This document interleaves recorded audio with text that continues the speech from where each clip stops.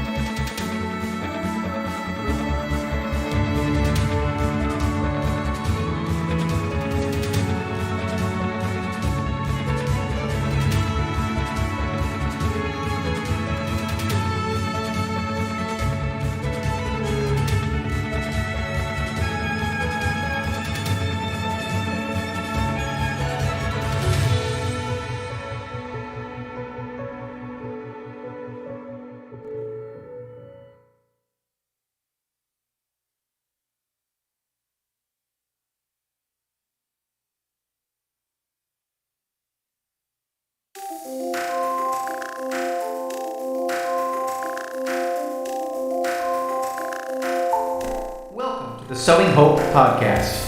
This is a show all about implanting hope in our hearts. I'm Bill Snyder, joined by my friend Dan DeSantis. We're glad you're here for our uplifting conversation about faith and how it sustains our hearts through all the seasons of life.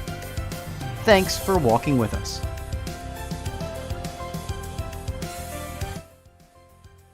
And good evening, everybody, and welcome to the Sowing Hope podcast. I apologize there for all that feedback here on the intro, but we hope that you are doing well this evening here on the Sowing Hope podcast as you join us from wherever you might be. Thank you so much for tuning in. And as always, I am joined by my friend and co-host, Ann DeSantis. Ann, how are you this evening? And is it sunny in Philadelphia today? Yes, it certainly is. It's great to be here, Bill. Thank you. Oh, good. No, it's wonderful. It's great to be back. Can't believe we're on episode 144. And I know we have a wonderful guest with us tonight. Why don't you tell us a little bit about her? Oh, I'd love to. Yes, we have Cathy Gilmore, and I would like to read her beautiful bio.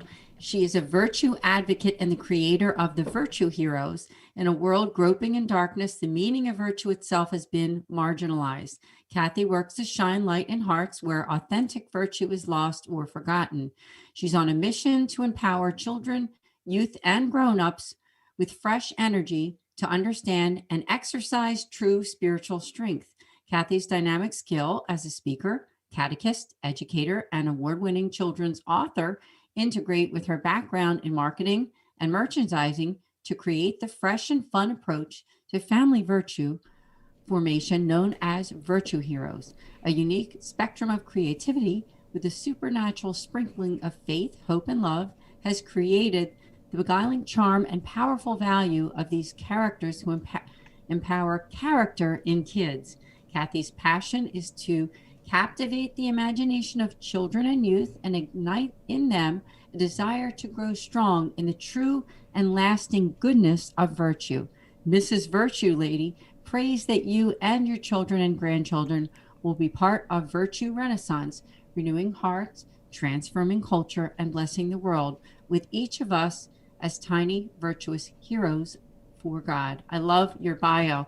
Thank you so much for joining us on Sowing Hope. Just unmute yourself, Cathy.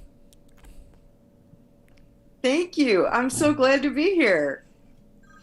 Yeah, it's amazing to have you here and finally get to meet you. Actually, we're looking at you on Zoom, but of course the finished product of this podcast is audio. And but it's nice to see your face. And how are you this evening? I'm doing all right. Staying busy. It's crazy. I'm actually getting ready to make a move. So our house is all in boxes right now, but all is well. God is good. Yes. Oh, wow. I commend you, because I remember we haven't moved in quite a while. I'm in Pennsylvania, and we've been here for actually 23 years at the house that we're at. But yeah, it's an undertaking, isn't it?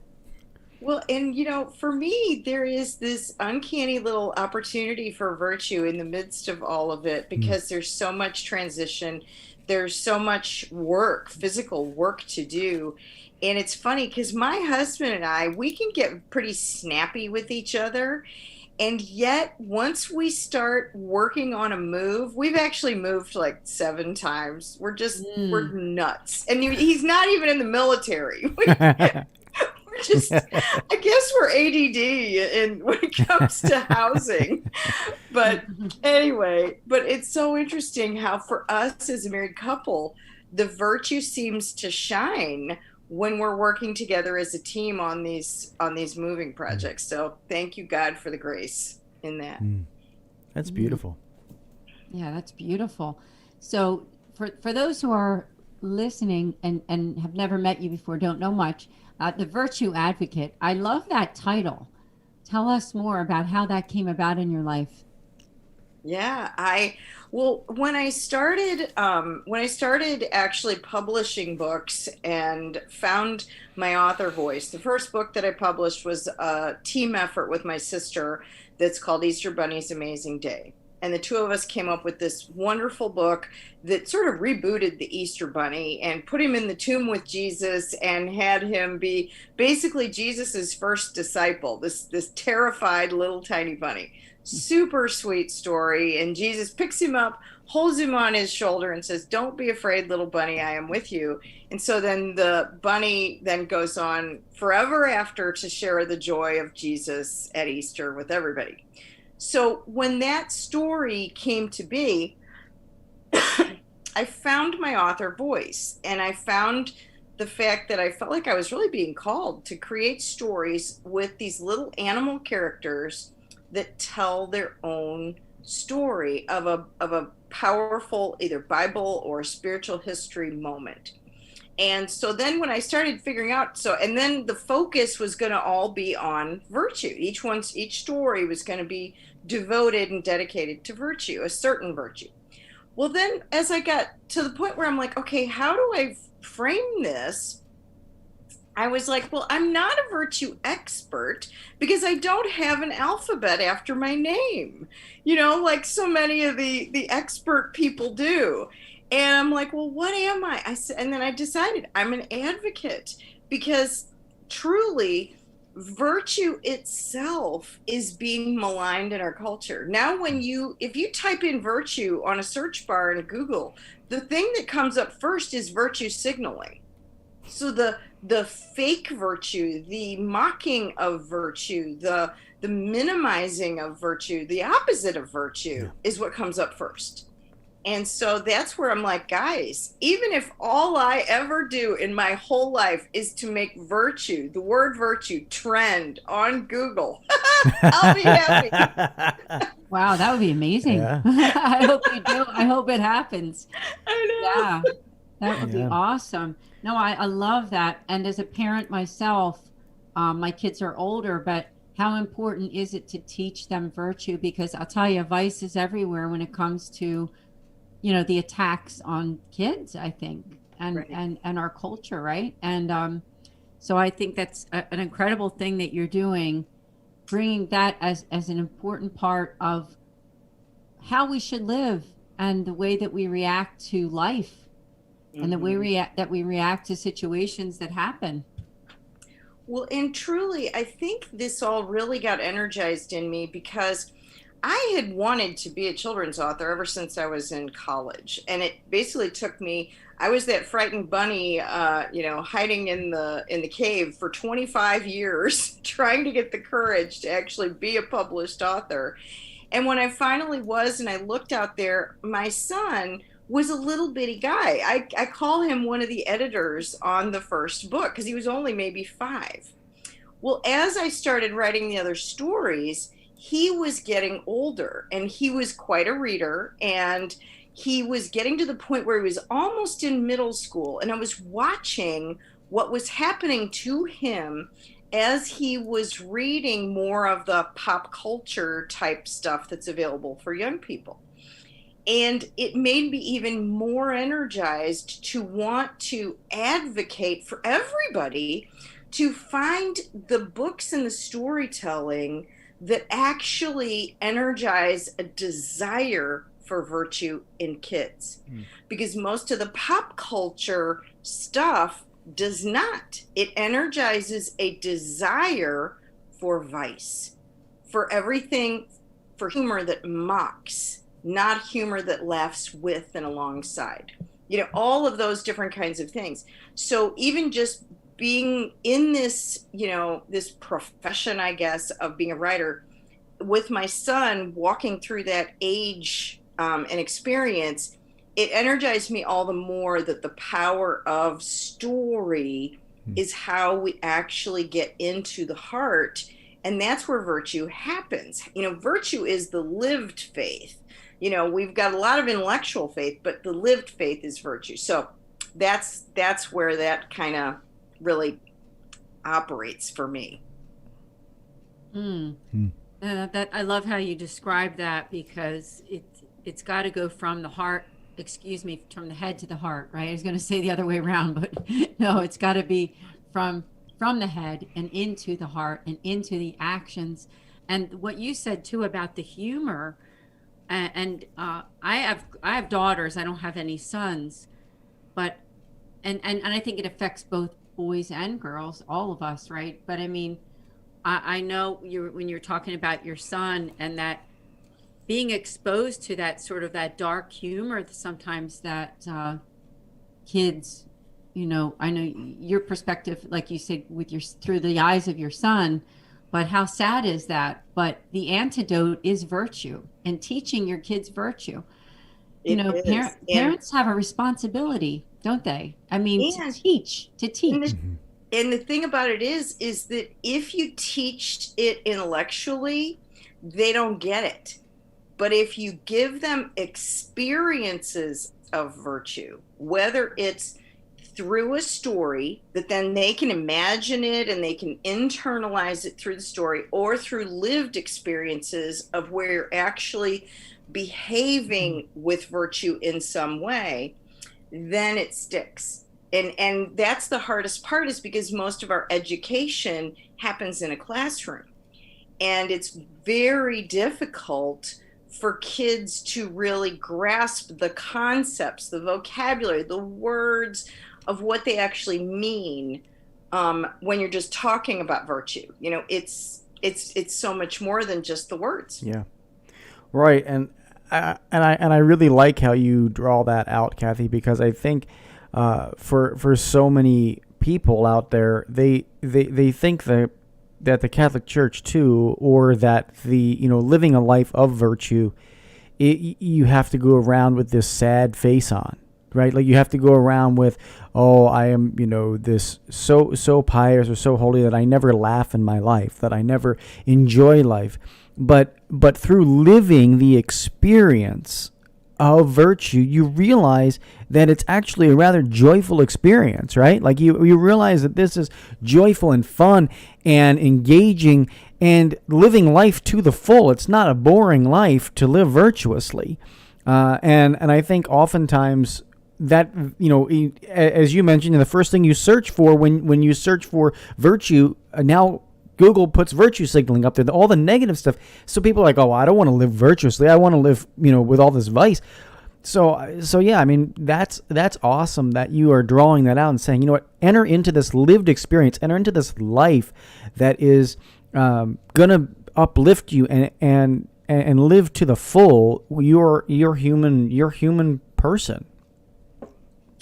Well, and with a really little kid, because the stories that I create are really, the sweet spot is for these little pre-K kids. Mm-hmm. Bigger kids like to come back to them once they're a familiar story, but it's the little ones that enjoy them a lot. And for a little kid, who's 3, 4, 5 years old, I'm not going to be able to express it in the way that a psychologist could, but their imaginary world and their real world blends. Do you know how they can be pretending all the way through a regular experience, and it's all mixed up for them? They can be still in the pretend mode while they are in the real life mode. Well, that's why I'm trying to give kids these tiny virtue heroes, so that little Eli the caterpillar, who's the virtue hero of kindness, well, he can be crawling on their arm or on their shoulder in their imagination anytime. And he can be helping them to spot kindness in somebody else and things like that. And so we just give them these vivid little characters that then stick with them and sort of echo in their imagination, so that it's with them when they're playing as well as, when they're actually reading the story. Beautiful. Oh, I love it. I'm going to read off some of your titles too.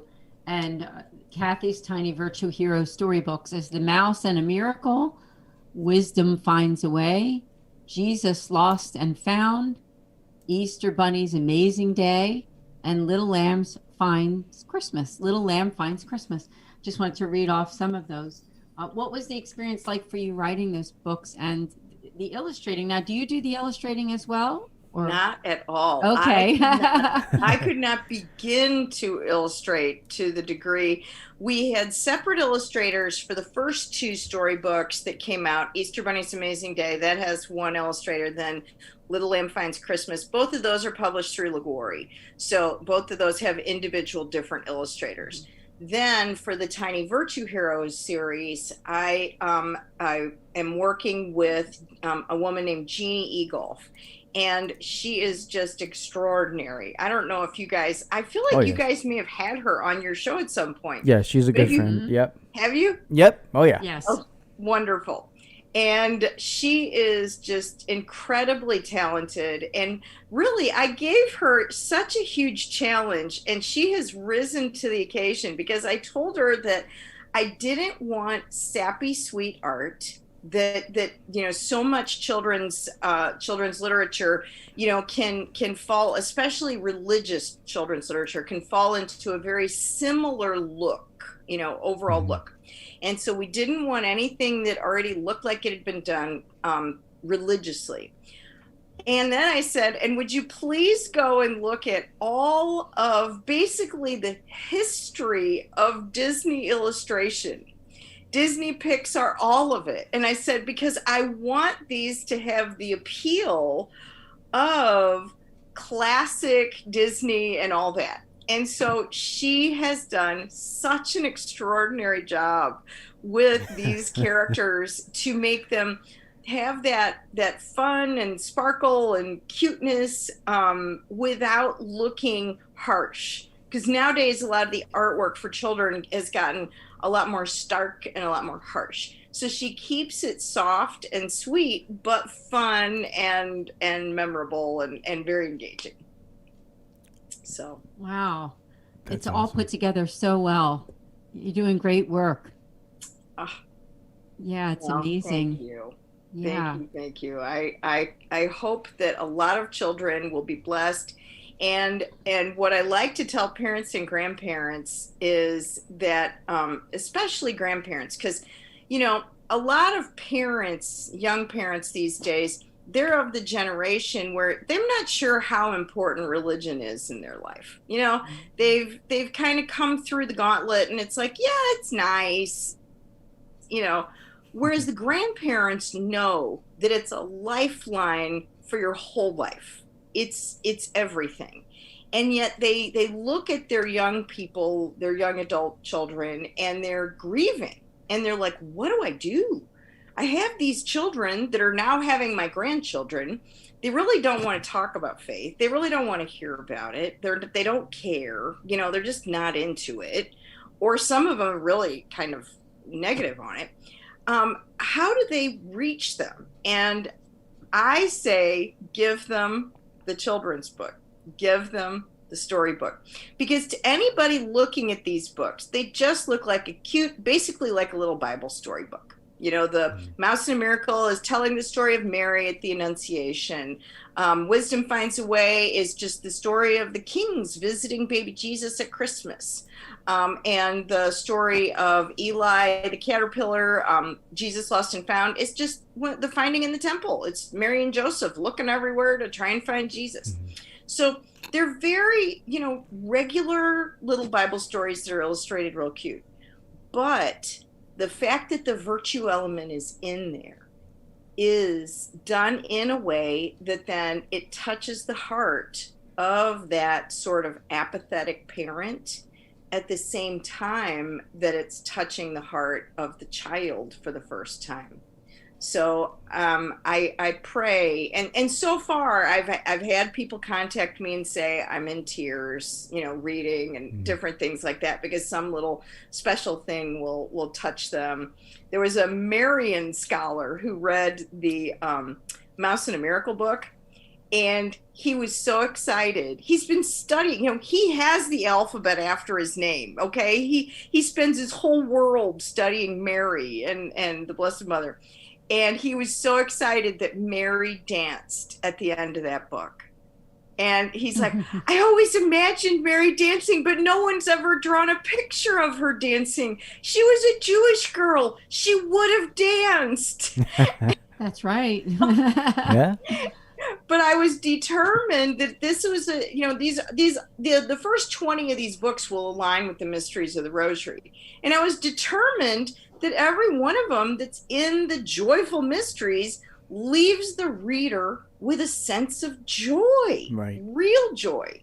So anyway, so it's been fun watching people's reaction to them. No, you know, that's great. It's a great way to approach it too, kind of incognito, slipping the virtue into these lives, because as you mentioned, you know, there are many people that are hostile, or they've been hurt, or just the fact that they're just not interested in, you know, their faith, and maybe these little nuggets. I mean, that's really, you know, I think for me, these little nuggets of virtue that you place out there in the lives of young children, and then it just kind of spills over into the parents, you know, and you start teaching them lessons, you know, and again, as you mentioned, it's practical too, you know, like, you know, the lessons they're going to be learning, they can use in their preschools, they can use in their kindergartens, they can use so that they can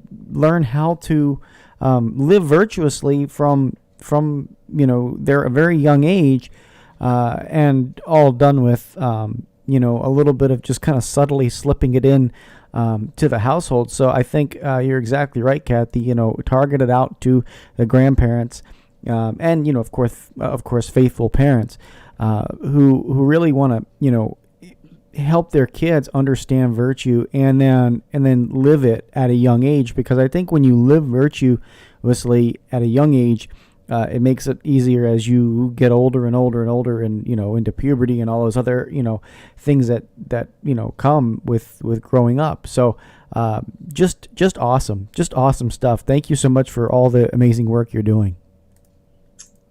Yes, and I echo the same thing. It's exciting for us to have you here on the Sowing Hope podcast.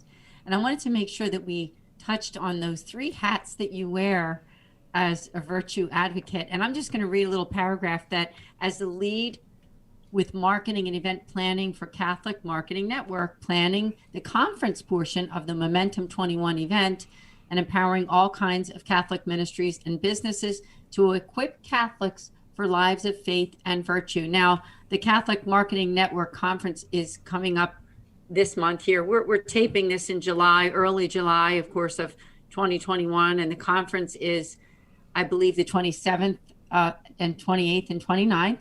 I'm happy to report that I'll be there too with Bill Snyder and Patchwork Heart Ministry. So thank you for actually extending that out to us. So tell us about this. We're so excited to hear. It's very exciting, and truly, you know, when I'm wearing my CMN hat, as I say, you know, you would think that it's not part of the virtue effort, but it really is, because CMN for many years has been a organization that basically put on a trade show. And we connected everybody who created Catholic publications and products with the people that might help them distribute those, sell them through a store or a ministry or something.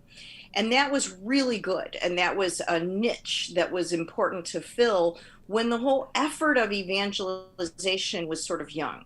Well, now the whole method of evangelization has changed and expanded, and with online and everything, there's so many more people, so many more lay Catholics that are involved in the process of building faith. And so now we invite everybody to come to CMN's event. We invite all kinds of ministry-minded Catholics. That's what we say. If you're active in any kind of Catholic business or ministry or apostolate, you know, if you're involved in a prayer group, if you're involved in anything where you're helping and serving in your church, maybe you're on the evangelization committee, maybe you're on the marketing committee for your school, all of those kind of people can come to our event and really be have their battery charged spiritually, be professionally enriched and equipped, and even personally energized, because you're around all these like-minded Catholics and you're like, wow, I never dreamed there were so many people that cared about this stuff the way I do. Mm-hmm. And there is something about that energy that you come into the expo hall and you come into the various sessions, and it's just beautiful to witness and be part of. And I get excited because through all these people's efforts, we help virtue to grow, both as an education, path, as well as a lived experience path in daily life and business and everything else. Yeah, it all comes together, and it's exciting because you're right. I mean, it's for so many people who are involved in ministry, right? And there's all kinds of ministry, whether they're Catholic authors, speakers, people who work in some kind of church catechetics or other type of ministry within the actual churches, right? Correct. And people used to think, oh, well, I shouldn't come if I'm not a retailer, if I'm not a ministry selling stuff, I shouldn't come to CMN. And truly in the past, that might have been true. But now, because we have conference partner tracks, we've got the Catholic Writers Guild that has a whole track for writers. We have the National Shrine Association for shrine directors and everybody involved with shrine ministries.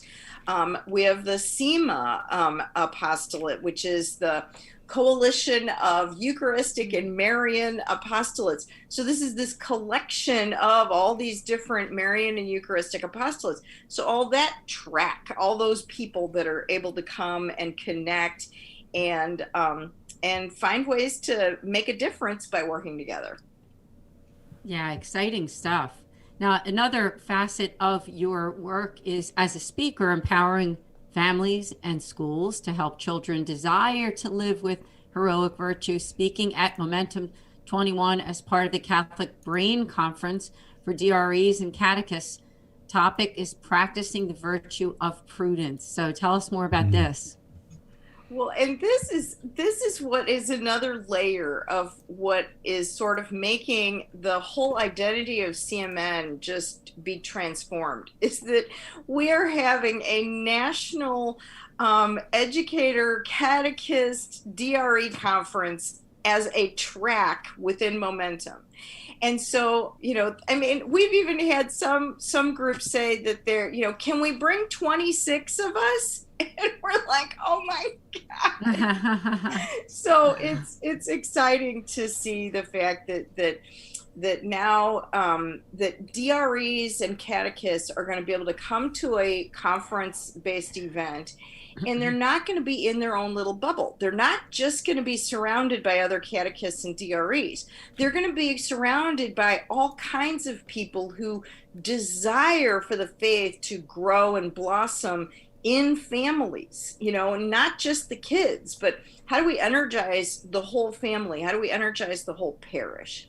And so I have the honor of being one of the speakers, and my talk is about the virtue of prudence, and the way I will be weaving it together is with these virtue hero characters, so that we will be thinking about how the power of imagination, the power of story can really energize the way we catechize children, and how we can have prudence in the classroom, as a catechist or a DRE, how do we have that exercise of prudence when we're trying to do what we do with and for children? Because it's tricky, especially if you're doing a like a CCD program that only meets once a week. It really does take some prudence to figure out, what do you do with that time when that time is so short and so precious? So we'll be getting into that as well. So part of it is what I call the delightful part, which is the characters and what makes us smile, but also the practical part of how do we navigate this? Yeah, navigate's a good word, because you are wearing many hats. And backtracking a little bit, because I have another point of one of those hats that you wear, which is really backtracking, but as the author of the Tiny Virtue Heroes, which we've already discussed, creating the multi-book series with the characters, empowering character in kids. And of the latest book, I don't know if we got to actually mention this, that latest book is Jesus Lost and Found, honors fatherhood through the example of Saint Joseph. Now, we didn't get to talk about that, particularly that book, so let's talk more. Well, and I have to tell you a funny story about this, about our crazy culture, and how I was saying, virtue, you try to promote virtue and you get the word virtue signaling. Well, I was getting ready for our launch of Jesus Lost and Found, which is this portrait of Joseph being virtuous in the midst of losing Jesus. Okay. And so every different portrayal of Joseph in the story is he's portraying the virtue of kindness. And we even are following sort of a breadcrumb story of, where is Jesus? And it's like we're answering a question that children would ask us, well, what did Jesus do for those 3 days? And so we imagine that Jesus has gone all through Jerusalem doing acts of kindness. And then Joseph and Mary keep going from person to person trying to find Jesus, and they're trying not to lose it. You know what I mean? They've lost not only their son, they've lost the Son of God. And, how do they not lose it? And Joseph, he is so good. He is so strong. And you really get to picture that, but at one point, Joseph is like, how did we lose the Son of God? At one point, Mary breaks down in tears, and it's like, will we ever find him? So there's a lot of drama in this little children's book. But the whole point of it is so that in sort of a contrast to so many of the storybooks for children, even the good ones, they mock fatherhood. They make fun of fathers. We laugh at dad's expense again and again and again and again and again. And so truly what has happened is we have undermined the authority of fathers by the way we portray fathers for the sake of humor. And it breaks my heart. So this whole book is about a strong dad. And we're not telling the kids dads should be strong.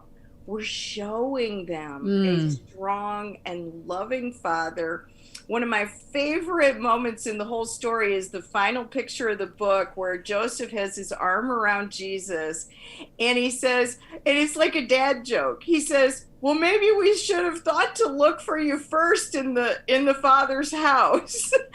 And the picture of the two of them smiling together is just so sweet. And I hope that kids will leave this, and even dads reading it to their child will finish this story and think, oh, they'll sigh. They'll have that sigh that they know they've just experienced something deeply true and good. And so this story is not for the kids just to honor the dads. This is for the dads for once to be given a thumbs up and say, yeah, that's what dads are, and we love them. I'm so glad you said what you just said, because it is the sad thing that you think that in our culture, in some of the writings and TV shows and social media stuff or whatever, that it's making dads look like their role is not really all that important, or that they're sort of like, oh, he's just there just to look good or something, but not really doing anything. And it's just wrong. It's wrong. And so this whole idea of what you're doing with Virtue, I just think is an incredible thing. I'm really glad that I'm learning more about it, because I can tell you one thing, I'm going to help promote what you're doing. I mean, I hope this podcast is obviously helping a lot that Bill and I are doing together. But I love what you're doing. I can't wait to meet you at CNM. I know Bill's feeling the same way. And that's going to be a great thing. So is there any other sort of call to action or thing that you want to let our audience know about either what you're doing or what other people that you're working with are doing right now? Well, I would say definitely that Bill needs to start reading the St. Joseph story to his baby. Yes, I do. Already. Yes. You can count on me getting the books. You can count on me buying your books, without a doubt. I'm already reading so many stories to my son Elvin, and I'm looking for those stories of great masculinity, like Saint Joseph has, and the way you present it, and so I think that. First of all, I love reading stories. Even though Elvin is 2 months old, I enjoy reading them, and he enjoys listening to them. And so certainly, it is never too young to begin instilling that virtue. It's never too young to begin doing that. And so, folks, out there listening, it's not just me. It's all of you young dads out there listening to this. Get a copy of these books. Get a copy of the Virtue Heroes, because as you read, you're instilling those life lessons, those beautiful virtues in your child. And they pay attention and they listen. Even when they're 2 months old. I was reading books to my son in utero. I would sit next to my wife's belly and I would read the stories into her belly, and it was funny, but it's a beautiful experience, and you can do that. So yeah, Cathy, thank you for the motivation to do it. And certainly, we got to teach virtue. We have to, instill these. There are so many other different types of messages being sent, and just going back to what you were talking about, just about dads too. I remember growing up watching the TV show Everybody Loves Raymond. It was one of my favorite television shows when I was in high school and college. In fact, I even missed a final in college because I was watching the series finale of Everybody Loves Raymond. But when you reflect on how many jokes are pointed at the fathers, Raymond, and also Frank, the grandfather in the series, it is concerning, and it continued well beyond that, sitcom into other sitcoms that are on today, and it's just unfortunately emasculating men, and this is what we're watching on television. This is what we're watching every single week, on primetime television, if you're a primetime television watcher. And what ends up happening is, men become insecure. Men become, unable to want to lead. And so we need to have this, this type of content that you're placing out there from a very young age for men, for young dads to realize, oh, you know what? Step up, lead your family, lead your wife deeper in faith. And that is so important. So Cathy, thank you. And thank you for the challenge. Certainly know that I'll be getting your books at CMN because it definitely. Well, I'm honored and hopefully encouraged and just edified that you're feeling that way. And the other thing I was thinking of as you were talking is dads don't like to have to teach things in a complicated way. Well, what I'm creating through this series is the simplest way for a dad to teach virtue to his kid, because all he's got to do is read the story. And there's even little instructions at the back of the book that's like a mini curriculum in virtue, but it's hidden because the little hero talks to the child saying, you can be a virtue hero too, and tells you little things about it. So we're basically making it simple for dads. Maybe this is, Year of St. Joseph, and the story, this latest story is all about St. Joseph. So we're trying to tee up some good stuff for dads to help them be the kind of dad they want to be, only make it not really super challenging and intimidating to do so. So, but my little call to action is two things. One is I want anybody who's an educator or anybody who knows a DRE or an educator to think about coming to the Momentum 21 event. It's in Chicago, but it's totally worthwhile just for the Catholic Brain track, because that's going to be so beautiful. And getting to know, this is another thing for dads and families who want resources for their family. Catholic Brain is an incredible online platform of faith-affirming resources that kids can sit and play games on this site for hours, and it's all really fun, engaging content that nothing is bad. You don't have to ever worry about, you don't know what they're going to see on that platform. Yeah. No, it's all wonderful. And then I would say that for anybody who is, active in any kind of Catholic ministry, or if you want to make a difference, you're like, it seems like our world is in a dark place and you want to get energized, and you can't go to the youth conferences anymore. This is like the youth conference for grown-ups. Yeah. So come to Momentum 21. You can go to catholicmarketing.com to our events page and see all the info. We can share the registration link in some of the little info that goes with the podcast. And then come and visit myvirtueheroes.com if you want to keep abreast of what's going on. I have a whole little page of different free resources. As I come up with various things that are free, we'll be developing little coloring pages, things like that, that go with the stories, but it also gives you access to the storybooks. And if you are recommending them for a school, I'm on a crusade to give parents confidence in recommending these books. So there is a link to a free e-copy of the entire book. No normal publisher ever does this, but you can see the entire book electronically for free on the publisher's site, where you can go and get it. And so that every teacher or educator or principal can see the whole book. There's no surprises. You're not going to get into the third book and suddenly we're going to do some morally misguided thing just like, Captain Underpants, they made all the kids laugh for 9 books. And then in book 10, they brought out all kinds of crazy stuff. And then the parents are like, no.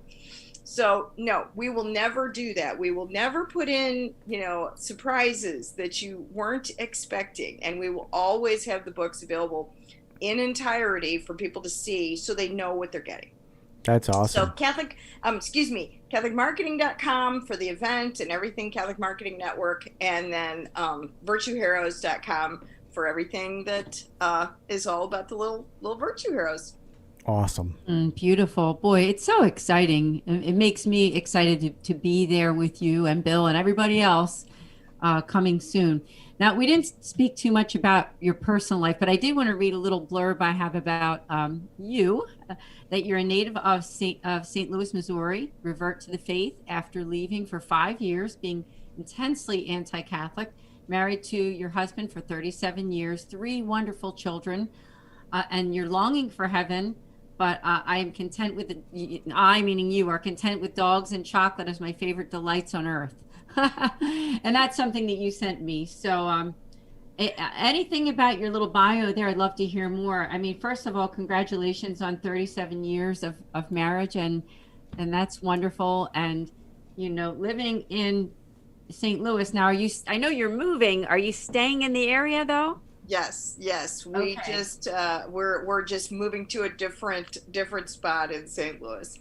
But yeah, and actually there's kind of a funny story about the being married for 37 years, because it's really 37 minus 1. Because during those 5 years where I left the church, I left my husband for 1, because I decided that the best thing that I could do for my children was to love my husband more, and I decided I could love him better separated from him.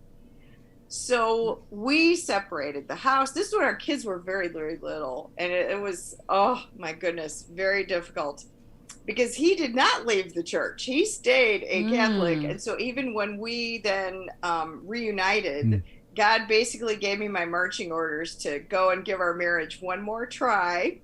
And so, but then I was very anti-Catholic, and he was still trying to hang on to the Catholic faith. And so it was a very difficult period for him, and he kept praying that I would just come back to the Catholic faith before I died. That was his prayer, and I almost got him to leave, because I was so you can tell I'm a somewhat dramatic person, and I was just on a crusade to get him out of the Catholic Church. It was a horror of Babylon. It was terrible, everything, blah, blah, blah. Wow. And but then he went on a Cursillo retreat and stayed up all night talking with someone about the reality of Christ in the Eucharist. And so he came back from that retreat, and he says, I can't leave. I just can't leave. And then I wept and cried, and that we were going to be united, and I was all upset. And then he got the entire community, Catholic community of Perryville, Missouri, after that retreat, praying for his wife. And then a series of domino events happened that are too much to go into right now. But then I basically went to a class on church history, and it was a 2-week class. And by the end of the first week, I realized I think I made a mistake. Oh my! What a story! You know what? Oh my gosh! By the second week, by the end of the second week, I was at a Eucharistic Congress with him. So. Oh my gosh, I love it. Now I have to mention, I don't know if you know this, but of course, Bill, you were probably thinking the same thing, but the foundation that I represent, the St. Raymond Donatus Foundation, our charism, our tagline is pastoral accompaniment for families in crisis. But the main charism there has been, over the last 5 years since our existence, is to Catholics who are affected by divorce and separation. See, okay. I needed you guys. Yeah. So we're going to have to talk, because we also have a podcast for Catholics affected by divorce. So maybe we could chat sometime too about that. And I just want to invite people listening to this too. You want to learn more about that part of what I do. And, of course, we're a team here, Patchwork Heart, Fiat Ministry Network, St. Raymond Nonnatus Foundation, is to go to nonatus.org and you can learn about the foundation. But you'd be a great guest. Awesome. It'd be fun. Yeah, it's too much story for this fun show. So we can have to save it for that one. Stuff there. Very good. Very good. So as we're coming to a close with the podcast, Cathy, I wondered, is there anything else that you want to share with our audience? I just want to share that this year is the year of St. Joseph. And I truly believe the reason why we named our event Embracing Hope with St. Joseph, that we have so much to be hope-filled about, because we know that life is more than just what's right here. And that's what motivates us to have virtue, desire virtue, behave with virtue, because we're not alone. We sometimes feel alone, but we're not. And we don't have to be afraid, no matter what happens. If we feel, if we get sick, if we are well, if we are having a job, if we're not having a job, it's part of our journey. I'm moving into an apartment, okay? I'm moving from the nice 2-story house into an apartment, okay? This is not going to be easy. This is not, and so some people would look at it and be like, oh no, this is downsizing when I wasn't I wasn't thinking we were ready for downsizing. And so I guess what I'm saying is God has this, and we can be joyful, like Bill was saying, we can be joyful because of our faith, because of our hope. And when we act in charity and with virtue, then that's where the joy hides. If we're feeling discouraged or down or anything, remember the joy hides in those 3 things. And we'll find it, and we'll be so surprised when we do. And it's the joy that lasts. It's not pleasure, which comes and goes. It's the joy that lasts. So come hang out with more people like the 3 of us at Momentum, and you will feel this as well. Yeah. Oh, amen. Amen. Thank you so much. Please do come back again to Sowing Hope. And we're going to hang out at the conference. So absolutely. Thank you. Yeah, folks, please head over to CatholicMarketing.com. It's that simple. And it's VirtueHeroes.com, right, Cathy? VirtueHeroes.com, CatholicMarketing.com. And as Cathy said, come hang out with us. I know that our booth number is 342 at Patchwork Heart Ministry. So stop by booth 342 and you'll find Ann and myself. And you're just going to be able to encounter a wonderful time with wonderful Catholics. And can't wait. Just can't wait. Know that we're going to be doing radio shows and podcasts, in our booth, and just having a lot of fun. As Cathy said, this is going to be fun. So many of us are craving getting together after the pandemic too, right? Like we're all just craving to get together after the pandemic, and we're tired of looking at each other on Zoom. So if you're tired of Zoom calls, stop by booth 342 and join us for fellowship, and just also learning more about the Catholic Church and more about the faith and different ministries, and how we can help you in all the different facets between Fiat Ministry Network, Patchwork Heart Ministry, St. Raymond Nonnatus Foundation. And any last comments, any last words that you might have tonight? Oh, Bill, thank you. Can't think of anything in particular, but I also want to ask people to encourage them to check out the new book through Patchwork Heart Ministry. Authors are Bill Snyder, myself, Maggie Riggins, and also Jen Sotherton. And that book is available at patchworkheart.org, and it's called Hearts Burning Within Us. Bill, maybe you could tell us a little bit more. Yes, it is available now. We have the shipment of the first books well in time for Catholic Marketing Network, but if you want to order your copy, you can head over to our website and get the book there, or at CMN, where we'll kind of be doing the official launch of the book.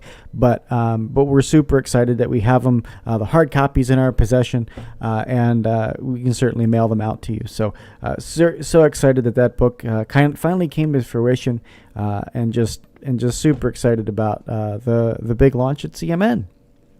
What's the book about? So what we did, give us a little synopsis. Yeah, sure, Kathy. So what we did was last year we met with 6 different college students, and we asked them the questions that burned on their heart about the Catholic faith.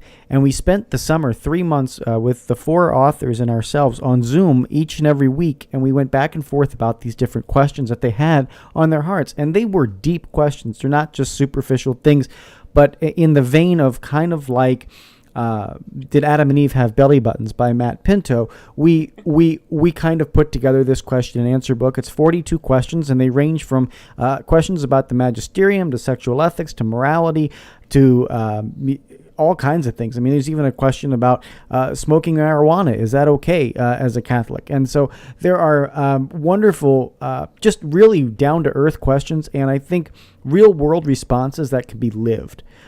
So if you've got a kid that has recently graduated high school and is getting ready to go off to college, in the fall, now is a perfect time to kind of get a copy of this book and give it to them before they go off to school. But it's not it's not a catechism. We wrote this with personal experience, and we wrote this with a lot of intention to keep some humor in there, as and virtue is fun. Virtue is uplifting. So we did it a lot intentionally to keep that, but also the truth of the faith and the virtue that you find in it. So super excited about it, and can't wait to launch it at CMN.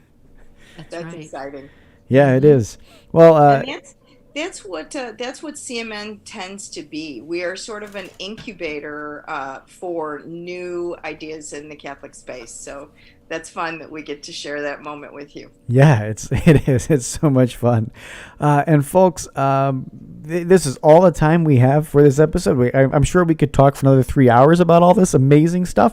But this is all the time that we do have for tonight. So we do encourage you to come back on Thursday as we continue to have another great episode then. But until then, we thank you all for tuning in. And from all of us at the St. Raymond Donatus Foundation, Fiat Ministry Network, and Patchwork Heart Ministry, I'm Bill Snyder. Keep beating to your Catholic heart, sowing hope into broken hearts, and we will be back on Thursday.